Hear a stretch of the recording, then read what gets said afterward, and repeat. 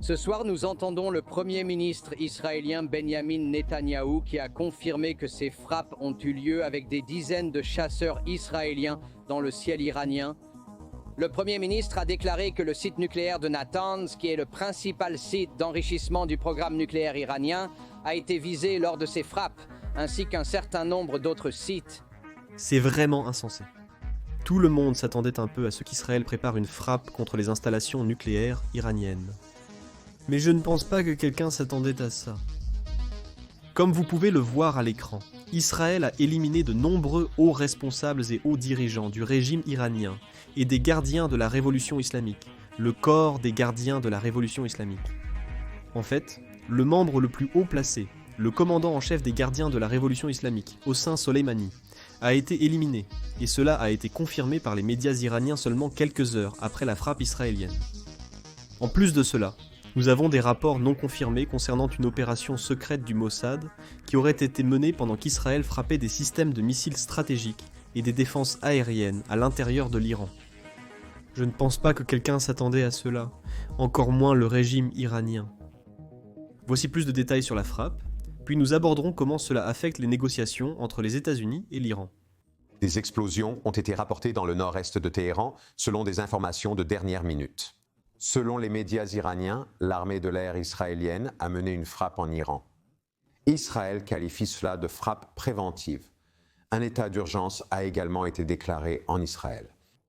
Les habitants de l'Iran ont été réveillés à 3 heures du matin par des sirènes d'alerte et des notifications sur leur téléphone indiquant des changements concernant le front intérieur, des consignes en Israël et avertissant d'une riposte de l'Iran. Des responsables américains anonymes affirment que les États-Unis n'ont pas participé à l'attaque. Et voici les dernières informations de nos collègues de Fox News.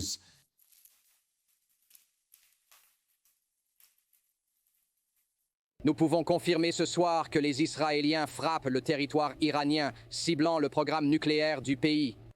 Cela intervient seulement 2 jours avant qu'une 6e série de discussions ne soit prévue entre l'envoyé spécial américain Steve Witkoff et des responsables iraniens à Oman.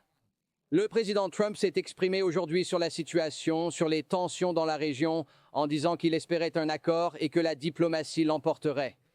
Il a constamment évoqué les efforts diplomatiques entrepris par l'administration Trump. Et c'est important à noter car lorsque nous examinons les informations que nous recevons actuellement, un responsable américain a déclaré ce soir à Fox News que les États-Unis n'étaient pas impliqués dans ces frappes qui ont visé les installations nucléaires iraniennes et les capacités de missiles longue portée. Nous nous attendons à ce que ces frappes se poursuivent possiblement toute la soirée. Et Israël, en ce moment, se prépare à la possibilité de représailles iraniennes. Bien sûr, c'est un sujet controversé. Parler de frapper des installations nucléaires à l'intérieur de l'Iran. Et YouTube n'aime pas les vidéos qui parlent de sujets de controversés. C'est pourquoi nous avons vraiment besoin de votre aide. Si vous pouvez simplement aimer et vous abonner ci-dessous, cela aide vraiment beaucoup la vidéo.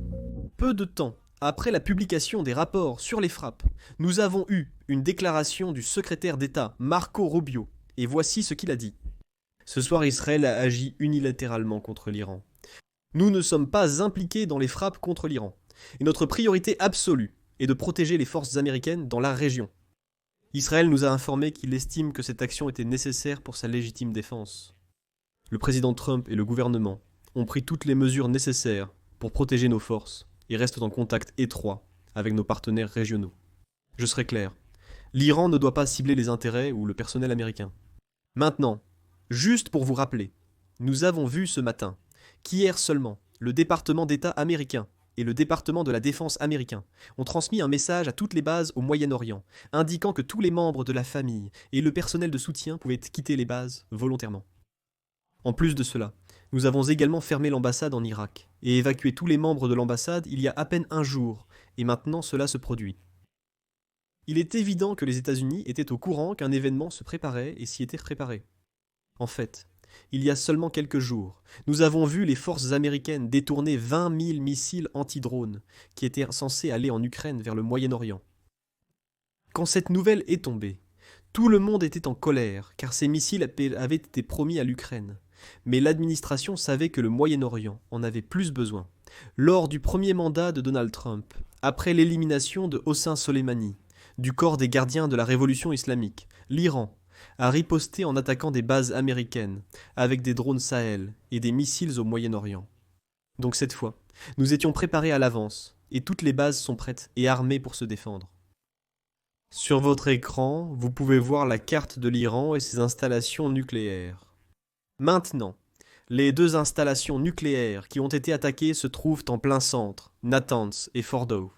En fait, nous avons des images de l'installation nucléaire de Natanz, et nous pouvons voir des flammes sortir du sol. Ces installations nucléaires étaient probablement souterraines, comme prévu. Elles étaient estimées à environ 100 mètres sous terre, soit approximativement 330 pieds de profondeur. Et si Israël a réussi à attaquer cela, c'est vraiment quelque chose d'énorme. On peut supposer que des F-35 étaient impliqués. Mais voici les images de cette base nucléaire. Nous suivions tout cela en direct sur cette chaîne. Alors je veux rapidement vous montrer un extrait de cela. Les Israéliens, les forces de défense israéliennes, ont officiellement confirmé le lancement de l'opération Force du Lion, une campagne militaire à grande échelle visant le programme nucléaire iranien et l'infrastructure de lancement de missiles longue portée. Les frappes ciblent principalement les installations nucléaires critiques, les sites militaires, les centres de commandement et de contrôle, ainsi que les hauts gradés militaires. L'opération est conçue pour réduire les capacités stratégiques de l'Iran et neutraliser sa capacité à développer et déployer des armes nucléaires. L'espace aérien israélien a été fermé au trafic civil alors que des mesures de sécurité préventive supplémentaires sont mises en place dans toute la région. L'opération devrait se poursuivre dans les prochains jours et vise explicitement à démanteler le programme nucléaire iranien, que les responsables israéliens ont défini comme une menace imminente et existentielle. Nous avons une déclaration de l'armée israélienne. Écoutons-la. Waouh, écoutons-la. Depuis des années, le régime iranien appelle à la destruction de l'État d'Israël, planifiant et développant des plans militaires concrets pour y parvenir. Au cours des derniers mois, les renseignements ont montré que l'Iran est plus proche que jamais d'obtenir une arme nucléaire. Ce matin, les forces de défense israéliennes ont lancé des frappes préventives et précises visant le programme nucléaire iranien afin d'empêcher le régime iranien de construire une bombe nucléaire dans l'immédiat. Nous n'avons pas le choix. Nous agissons contre une menace imminente et existentielle. Nous ne pouvons pas permettre au régime iranien d'obtenir une arme nucléaire qui représenterait un danger pour Israël et pour le monde entier. Cette opération est menée pour notre droit d'exister ici, pour notre avenir et pour l'avenir de nos enfants. L'État d'Israël a le droit et l'obligation d'agir pour protéger son peuple et continuera à le faire. Tsahal a mené des préparatifs importants pour cette opération. Nous sommes bien préparés, tant en défense qu'en attaque, pour nous défendre. L'État juif refuse d'être victime d'un holocauste nucléaire perpétré par le régime iranien. Maintenant, en tant que Premier ministre, j'ai clairement répété à plusieurs reprises qu'Israël ne permettra jamais à ceux qui appellent à notre annihilation de développer les moyens d'atteindre cet objectif. Ce soir, Israël soutient ces paroles par des actions. Nous avons frappé au cœur du programme d'enrichissement nucléaire de l'Iran. Nous avons frappé au cœur du programme de militarisation nucléaire de l'Iran. Nous avons ciblé l'installation principale d'enrichissement de l'Iran à Natanz. Nous avons ciblé les principaux scientifiques nucléaires iraniens travaillant sur la bombe iranienne. Nous avons aussi frappé le cœur du programme iranien de missiles balistiques. L'an passé, l'Iran a lancé 300 missiles balistiques contre Israël. Chacun de ces missiles transporte une tonne d'explosifs et menace la vie de centaines de personnes.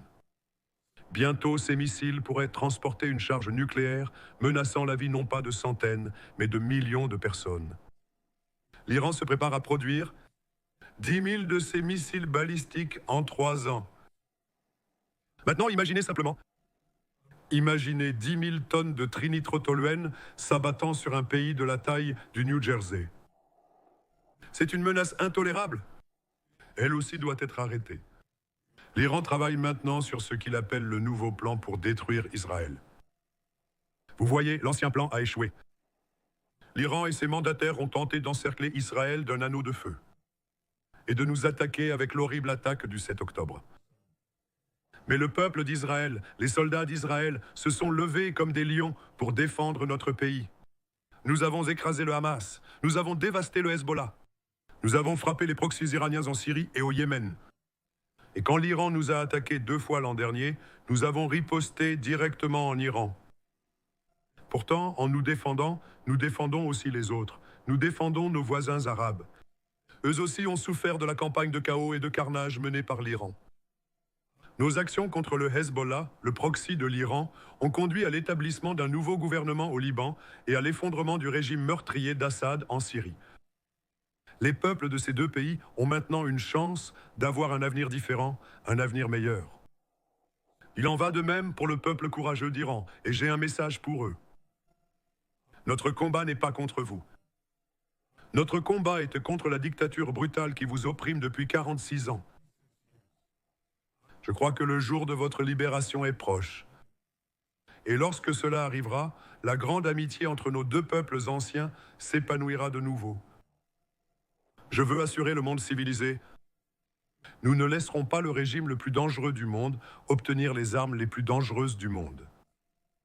Et l'Iran prévoit de donner des armes nucléaires, à ses agents terroristes. Cela rendrait le cauchemar du terrorisme nucléaire bien trop réel. La portée croissante des missiles balistiques de l'Iran amènerait ce cauchemar nucléaire jusqu'aux villes d'Europe et, finalement, jusqu'à l'Amérique. Rappelez-vous, l'Iran appelle Israël le petit Satan. Il appelle l'Amérique le grand Satan. Et c'est pourquoi, depuis des décennies, il a conduit des millions de personnes à scander « mort à Israël » et « mort à l'Amérique ». Aujourd'hui, Israël répond à ces appels génocidaires par des actions. Et avec notre propre appel « Vive Israël et vive l'Amérique », nos actions contribueront à rendre le monde beaucoup plus sûr. Je tiens à remercier le président Trump pour son leadership dans la lutte contre le programme d'armes nucléaires de l'Iran. Il a clairement affirmé, à plusieurs reprises, que l'Iran ne peut pas avoir de programme d'enrichissement nucléaire. Aujourd'hui, il est évident que l'Iran ne fait que gagner du temps. Il refuse d'accepter cette exigence fondamentale des nations pacifiques. C'est pourquoi nous n'avons pas d'autre choix que d'agir, et d'agir maintenant. La décision la plus ardue pour un dirigeant est de contrecarrer un danger avant qu'il ne se matérialise complètement. Il y a près d'un siècle, face aux nazis, une génération de dirigeants n'a pas su agir à temps. Ils étaient paralysés par les horreurs de la Première Guerre mondiale. Ils étaient déterminés à éviter la guerre à tout prix, et ils ont eu la pire guerre de toutes. Ils ont adopté une politique d'apaisement. Ils ont ignoré tous les signes avant-coureurs. Ce manque d'action a abouti à la Seconde Guerre mondiale, la guerre la plus meurtrière de l'histoire. Elle a coûté la vie à 60 millions de personnes, dont 6 millions de juifs, soit un tiers de mon peuple. Après cette guerre, le peuple juif et l'État juif ont juré « plus jamais ça ». Eh bien, plus jamais ça, c'est maintenant. Aujourd'hui, Israël a montré que nous avons tiré les leçons de l'histoire. Quand des ennemis jurent de vous détruire, croyez-les.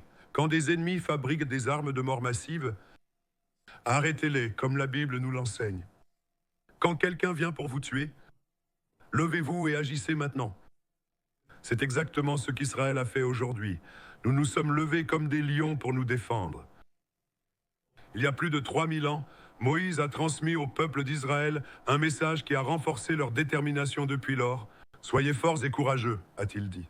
Aujourd'hui, nos soldats et notre peuple, forts et courageux, se tiennent ensemble pour nous défendre contre ceux qui cherchent à nous détruire. Et en nous défendant, nous en défendons beaucoup d'autres. Et nous repoussons une tyrannie meurtrière. Dans des générations, l'histoire retiendra que notre génération a tenu bon, a agi à temps et a assuré notre avenir commun. Que Dieu bénisse Israël, que Dieu bénisse les forces de la civilisation partout dans le monde. Merci. C'était en direct au fait ? Benjamin Netanyahu. Avec beaucoup de nouveaux venus. N'oubliez pas d'appuyer sur j'aime. On vise les 1500 likes. Mais pour tous ceux qui viennent de nous rejoindre, il y a environ 1 heure, Israël a lancé son opération. Comment s'appelle l'opération ? C'est juste ici. À chaque fois que j'en ai besoin, je ne peux pas la trouver. Je crois que c'est l'opération Force du Lion. Et le but est de cibler les installations nucléaires iraniennes, comme vous venez de l'entendre dans le direct, dans le discours. Pendant le discours du Premier ministre Netanyahou, ils ont ciblé les installations nucléaires. Les installations nucléaires de Natanz et de Fordo ont été ciblées. De plus, ils ont aussi attaqué de hauts responsables militaires israéliens. En fait, nous avons des nouvelles selon lesquelles ils ont attaqué le président israélien. Où est-ce que c'est? J'essaie de le trouver. Non confirmé, juste ici, l'appartement du président Pezeshkian a été frappé. Et en plus de cela, c'est quelque chose que quelqu'un a confirmé dans le chat. Le chef d'état-major général et le chef du programme nucléaire ont également été éliminés. Nous ne savons pas si le président a été tué. Nous savons seulement que son appartement a été touché. Cela n'est pas encore confirmé non plus, mais les premiers rapports montrent que la riposte de l'Iran a déjà commencé. Et une autre chose que je veux souligner d'ailleurs, le programme nucléaire de l'Iran est réparti dans tout le pays. Donc il est très peu probable qu'Israël ait pu tous les attaquer. Nous avons maintenant des informations, selon lesquelles il s'agit d'une opération sur plusieurs jours, donc cela va continuer pendant les premiers jours. Israël a également confirmé que la première phase est terminée. Donc cela signifie qu'aucun avion israélien ne survole l'Iran en ce moment. Mais voyons s'ils peuvent attaquer toutes les installations nucléaires. Si j'étais parieur, je ne pense pas qu'ils pourraient l'attaquer. Peut-être que les États-Unis peuvent utiliser cette frappe pour négocier un accord nucléaire. Espérons-le, espérons-le. Peut-être que c'est comme un message à l'Iran. Si vous n'acceptez pas un accord nucléaire, vous n'aurez pas d'installation nucléaire et vous serez en guerre. 3 ou 4 sites ont été ciblés lors de la frappe. Nous avons plus d'images. Nous allons passer aux diffusions en direct, dans une seconde. Oui, Alexandre, ils ont frappé l'Iran. Nous avons encore quelques images à regarder. Voici une nouvelle séquence que nous n'avons pas encore vue. Alors regardez-la maintenant.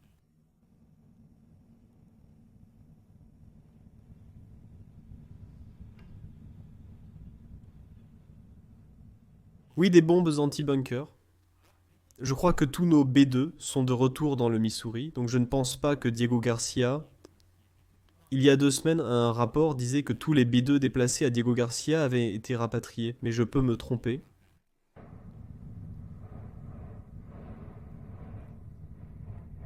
Voilà ce que Trump a dit ce matin.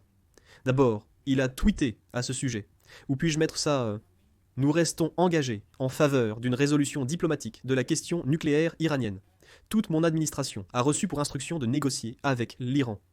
Ils pourraient être un grand pays, mais ils doivent d'abord renoncer complètement à l'espoir d'obtenir une arme nucléaire. Merci de votre attention.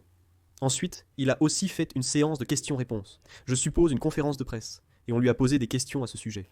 Voici ce qu'il a dit.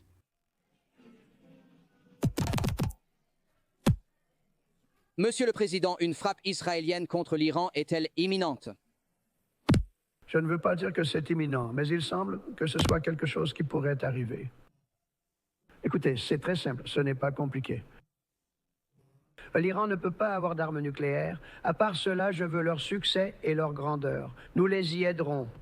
Nous ferons affaire avec eux et prendrons les mesures nécessaires. Vous savez, j'ai arrêté une guerre entre l'Inde et le Pakistan. Et je l'ai arrêté grâce au commerce. Personne, je ne pense pas avoir jamais vu une histoire écrite à ce sujet, mais c'est plutôt cool. Ils se préparaient, c'était au tour du Pakistan de frapper, et finalement ils allaient devenir nucléaires. Et je l'ai stoppé. J'ai appelé chacun d'eux. Je respecte énormément chaque dirigeant. Je les connais et je leur ai parlé. J'ai parlé de commerce, j'ai dit, mais vous ne commerceriez pas avec nous si vous alliez faire la guerre, si vous commenciez à lancer des armes nucléaires. Je l'ai dit aux deux et ils ont été incroyables. Ils ont parfaitement compris et ont arrêté. J'ai arrêté cette guerre avec des coups de téléphone et le commerce. L'Inde est actuellement en négociation pour un accord commercial et le Pakistan devrait suivre la semaine prochaine. Et j'en suis très fier. Personne n'est mort. Les armes nucléaires, ils ont chacun un nombre très important, très conséquent d'armes nucléaires. Et je pense que nous devrions recevoir un certain crédit pour cela. L'Iran enrichit de l'uranium, ce qui signifie qu'il pourrait avoir une arme nucléaire à tout moment. C'est une nouvelle importante.